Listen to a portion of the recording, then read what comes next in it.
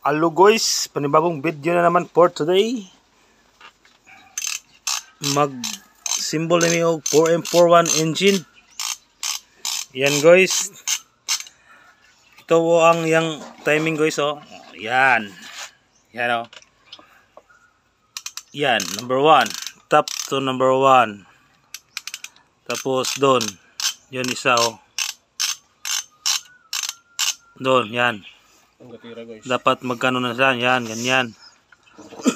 Tapos dito sa ano,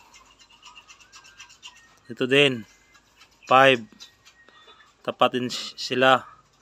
At ito din dalawang bangag. At dito naman yung 3, tapat din. At dito sa ano niya, doon, yun, yung may marking na ano, doon. Ito na gear na yon, may marking doon. Saka dito yung pang last na marking. No, yan, yun ang timing gear niya doon sa ano.